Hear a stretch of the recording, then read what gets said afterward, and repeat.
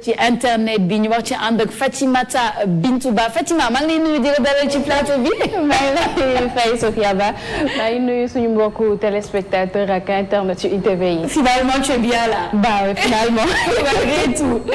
Alors Fatima très rapidement parce que bien entendu on est pressé par le temps on va parler de ce sujet polémique bi nga xamante ni ça a pris en tout cas forme ce samedi après benn enquête bi nga xamante ni Le Figaro fële ci France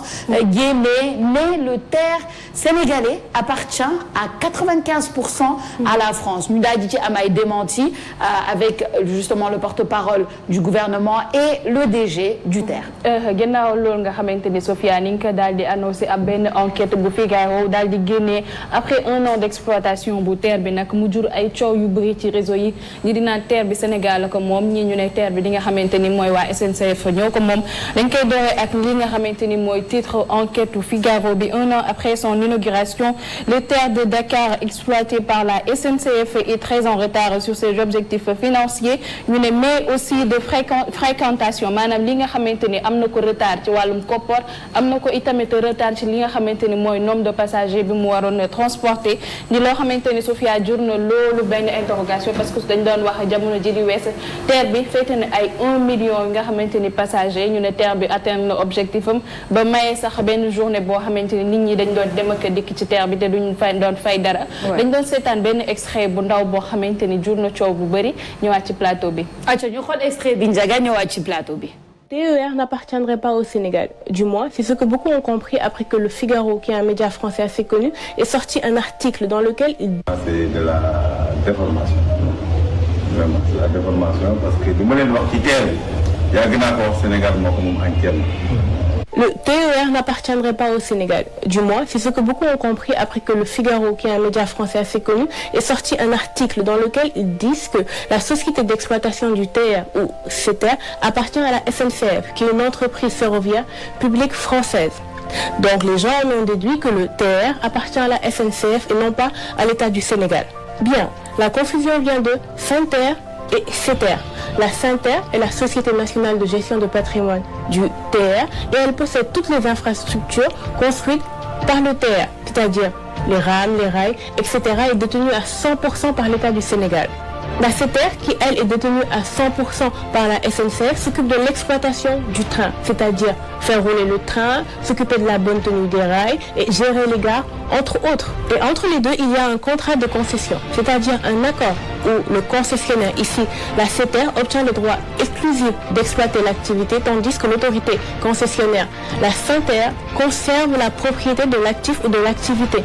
C'est simple, c'est comme par exemple tu as un bus, tu le confies à un chauffeur qui le conduit et à la fin du mois, tu le payes. L'article pointe également du doigt le fait que le TER est très en retard sur ses objectifs financiers et sur le nombre de personnes qu'il devait transporter. Aussi, le déficit de la SETER est pris en charge par l'État sénégalais. Ce qu'il faut savoir sur le plan financier, c'est que ce genre de projet n'est pratiquement jamais rentable et ne le sera jamais, puisque les services publics n'ont pas vocation à être rentables. La rentabilité se jauge autrement, par exemple en termes de bien-être de la population. Si on prend l'exemple du TER en France, les charges d'exploitation sont subventionnées à hauteur de 75% par les régions qu'il traverse. Donc le déficit du TER au Sénégal est quand même normal quand on voit que l'État du Sénégal a diminué les prix pour le rendre accessible. En grosso modo, non, le TER n'appartient pas à l'État français. Absolument Maya, vous avez raison, il faut dire que tout le projet de TER ici au Sénégal a été réalisé à 95% on va dire par des sociétés françaises depuis la conception jusqu'à la mise en œuvre et d'ailleurs la société de TER sénégalais est détenue à 100% par la SNCF. Et puisque vous me parlez des trains, et oui vous avez raison, ils ont un air un peu familier, ils ont d'ailleurs été fabriqués en Alsace par la société Alstom. Il s'agit d'ailleurs de la toute dernière génération de trains. Ils sont même plus récents, plus perfectionnés que ceux qui circulent en France sur le réseau TER. C'est donc le top du Made in France. Et le projet... C'est de la déformation. Vraiment, c'est la déformation parce que du ma leen wax ci TER bi yàgg naa ko wax Sénégal moo ko moom entièrement. TER bi il faut ngeen xam ko ay composantes yu bëri la. boo jëlee TER bi mooy raay yi mooy autorail yi 15 trains mooy pont yi mooy passerelle yi mooy système bi mooy aussi gare yi lépp Sénégal moo ko moom à 100%. benn tubaab moomu ci dara benn privé moomu ci dara kenn moomu ci dara le Sénégal moo ko moom entièrement. bi nga ko moomee entièrement comme loolu dafa diis ci yore mu créé benn société de patrimoine bi ñuy wax SENTER mu daal di ko koy dénk bi mu ko dénkee comme terre bi dañ ko def pour lan pour di déplacer population yi yombal seen dem ak dikk bi mu ko dénkee mu daal di jël une société d'exploitation muy SETER. SETER c'est une filiale de la SNCF. ñoom dañ fi ñëw ñu dénk leen pour exploiter c'est-à-dire ñooy dawal ñooy def maintenance ñooy nettoyer ñooy def yëpp bu ma waxee nettoyer c'est péjoratif parce que parties yooyu dañ koy voilà Sophia Ba ay vidéo yoo xamante ni ñëwaat nañ ci li nga xamante ni moo xew coow bi ñu jël na ci gannaaw teer bi Sénégal ko moom wala moomu ko gis nga ay leeral yoo xamante ni yu bëri indi nañ ko ci gannaaw loolu internautes yi réagir nañ bu baax a baax dañuy jël li nga xamante ni mooy réaction bu docteur Abdourahmane Diouf bu awalee li mu daal di xamle mu ne le terre en l'occurrence li nga xamante ni nee na une idée française maanaam terre bi nekkul ñun ci boppam si ñun la daal di jóge mu ne avec de l'expertise française des financements ci boppam français mu ne des dividendes encore français mu ne des pertes et des dettes sénégalaises maanaam lii nga xamante ni terre bi français yi daal di ko moom perte yi ak dette bi lépp loo xamante ni dafa jëm ci wàllum bor ci sénégalais yi la jóge mu ne yoo xamante ni waruñu ko see bàyyi am na ay leeral yu bëri yoo xamante ni war nañ koo indi bu fekkee ba tey terre yi ñu ngi nekk di wax du moomeelu Sénégal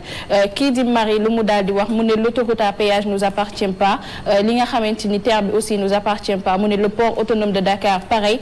mu ne qu'est-ce qui est à nous finalement maanaam Sénégal ñun lan la ñu daal di moom parce que boo seetloo lu nekk loo xamante ni dañ koy daal di ndamoo après dañuy wax ñi nga xamante ni ñooy français yi ñoo ko daal di moom kii di El Hadji Amadou Kassé li mu daal di wax mu ne à propos du terre le quotidien français de Figaro mu ne à déformer li nga xamante ni mooy fee yi maanaam Figaro ñoom li ñu daal di xamle amul suñu sukkandikoo ci Amadou li mu daal di wax mu ne infrastructure bi dafay appartenir ci ñi nga xamante ni ñun ñoo ko moom mu ne l'infrastructure appartient bel et bien à notre pays mu ne amul lenn loo xamante ni war nañ ko see teg te gis nga leeral yi nga xamante ni docteur kii di Abdourahmane nee na indi na ko ci encore. Les gens se contredisent beaucoup par rapport à ça. Ma première réaction bi ma gisee l'enquête du Figaro le box reportage l'a fait par la France, c'est que bon, on savait en tout cas que la France, la SNCF amoon na en tout cas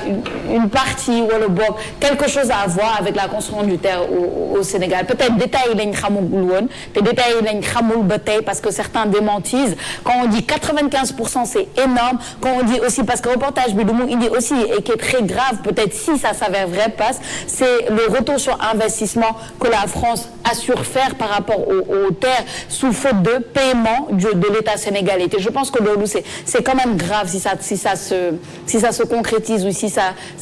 paraît vrai finalement. Mais je pense que ay leeral la ñu war a indi par rapport à tout ça parce que les Sénégalais ont le droit de savoir. Ça fait 1 an que le terre était là. Bi ñu inauguré terre bi man maa ngi koy fàttaliku, on était sur ce plateau, on en parlait ñëpp di ko rafetlu. On disait oui le train express régional c'est aux Sénégalais ñun ñoo ko war a toppatoo ñun ñoo ko war a voilà tout ça sans forcément connaître les détails. Peut-être que les Sénégalais méritent de connaître les détails par rapport à la construction de ce terre-là et l'appartenance de ce terre-là mu leeral ko nañ et que ce ne soit pas à coup de guerre de communication mais que les faits en tout cas prévoilent ñu xam lan moo nekk ci biir exactement Papa Alioune Sarr. Surtout s'informer parce que dafa am benn enquête boo xam ne ci Figaro du ko bind enquête bi 4 pages la def. Enquête bi français journaliste français di François Deletraz moo ko def enquête bi def na 4 pages mais soo liiree 4 pages yi waxuñu fenn ni TER SNCF moo ko moom dañ ñi SETER c'est important parce que c'est important également ñu bañ a dévier li nga xam ni moo gën a riche ci article bi. Parce que le journaliste français François Deletraz, son enquête de 4 pages ci journal Le Figaro waxul ni TER France ko moom dañuy SETER appartient à 100% à la France te loolu kenn du ko dindi parce que gis nañ léegi benn tutos bi nga xam ne mi ngi def lu am solo muy def différence entre la SETER et la SENTER moom la SETER à 100% waxul ni da nga moom TER donc je pense que suñu liiroon rek l'article duñ ci def débat c'est un faux débat mais ce qui est important mooy ci article man bu mu ko liiree mooy lu ñu entreprise française yi tenir ba léegi ndaxte waa ju mu bind dañuy SNCF mooy la Société nationale des chemins de fer en France c'est-à-dire que c'est une entreprise nationale propriétaire mooy État français ñoom seen TER bu njëkk buñ inauguré ci Afrique Sénégal lañ ko tàmbalee maanaam fii lañ dugg si te ñoom seen objectif mooy la SNCF bi nga xam ne fii lañ njëkkalee seen TER mooy ñu am 30% ci seen chiffre d'affaires international en Afrique 30% maanaam chiffre d'affaires bu société bi am ñu amee ko 30% à l'international léegi SNCF ak société bu ñu tuddoon RATP boobu Elisabeth Borne moo ko jiite woon Elisabeth Borne léegi mooy première ministre en France RATP daal di reculer SNCF daal di toog mooy lu ci gën a grave mooy Sophia sooy lire li nga xam ne mooy article mooy le Figaro mooy SNCF changé na li nga xam ni mooy patron enfreindre des lois bi nga xam ni le ministre Mansour Faye bu nekkoon ministre Mansour Faye daal di wax ni soo indi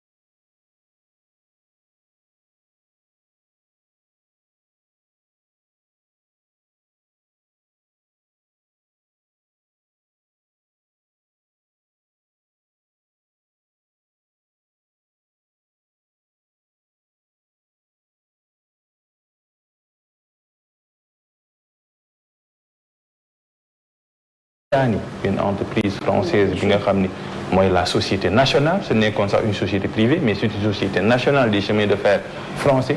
moo ñëw pour jàppale ñu pour ñu am li nga xam ne mooy TER mais buñ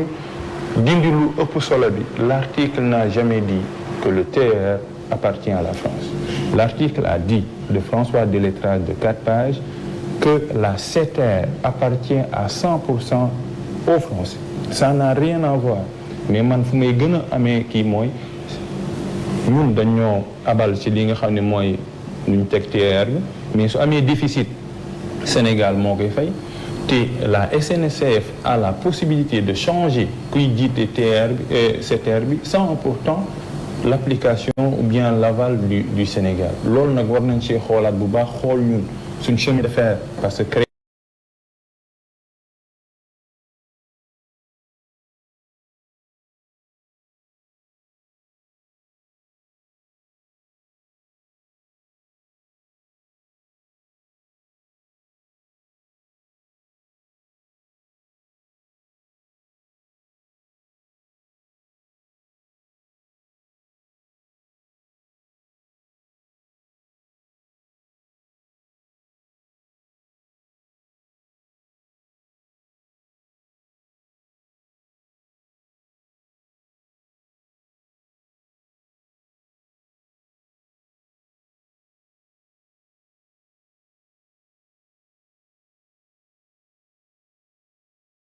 ça dévoile mooy li ma doon wax sànq comme tu dis le retour sur investissement moi c'est ça qui m'a le plus choqué dans la doon wax le retour sur investissement que la SNCF s'est assuré d'avoir maanaam sous peine d'être payé par l'État sénégalais loolu moo gën a génn pour man ci article boobu dans le sens où oui peut-être on savait qu'il y avait une mainmise mais on ne savait pas à quel point et on ne sait toujours pas à quel point la mainmise est importante mais ce qu'on sait c'est que déficit bu amee justement ci TER bi comme li ma doon wax retour sur investissement bi État sénégalais moo koy fay à la France et ça c'est terrible ça je pense que c'est le plus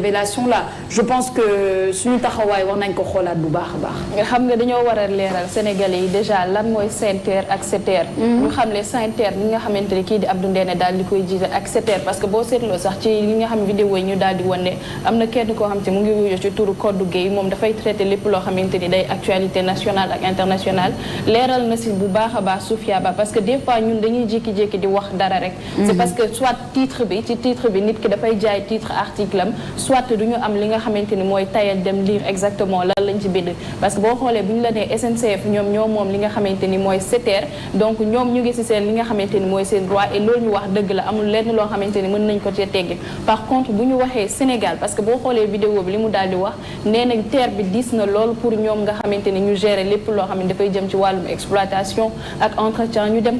confier ko beneen société boo xamante ni beneen entreprise boo xamante ni nekkul fii ci Sénégal loolu la français yi daal di moom donc loolu noonu peut-être mooy jur benn flou boo xamante ni du leer ci sénégalais yi waaye comme ni ñu koy wax comme tey jii sax jamono ji actuellement moo nekk invité Antoine Diouf ci l'invité de la matinale donc ku ko teewlu di nga am ay leeral bu gën a bëri ñu dikkaat ci li nga xamante ni TER bi moomeel loolu Sénégal la wala du suñu moomeel. On vous invite à l'écouter sur nos plateformes parce que indi na ay leeral tey ci suba ak Antoine Diouf fële ci iRadio 90.3 disponible le live sur iRadio Sénégal sur Facebook ñu am ci ay leeral mais en tout cas ce qui est sûr c'est que war nañu xoolaat suñu taxawaay bu baax. et lire les documentations s'informer dégg rek TER France ko moom alors que dans l'article il n'a jamais été dit.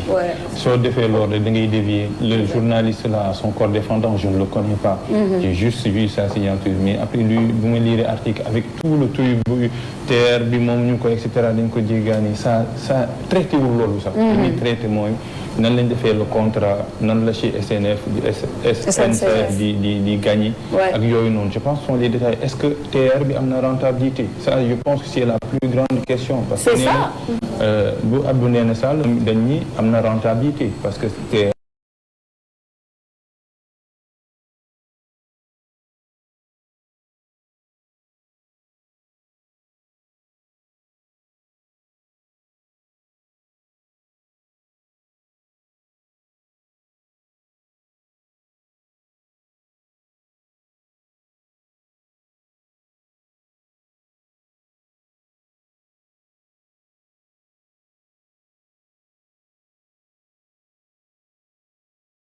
le plus choqué parce que je me dis tey jii TER bi soo amee déficit mais l'État sénégalais va payer la France. te man c'est ça en fait la partie de l'information qui me choque le plus te loolu lañu war a xoolaat bu baax a baax pourquoi on serait dans des positions comme ça mais non s'informer c'est important le journaliste a fait son travail à nos autorités maintenant d'amener beaucoup plus de clarification et de gérer ce genre de situation. Fatima merci beaucoup. merci Soufia Ba merci suñu mbokku téléspectateurs yi ak internautes yu ITV yi. débat bi amoon na solo bu baax passe merci. jërëjëf. Ça a été court aujourd'hui mais on se retrouve demain tous les deux. On va passer sans transition aucune à la deuxième partie ak xibaar yi ci kàllaama wolof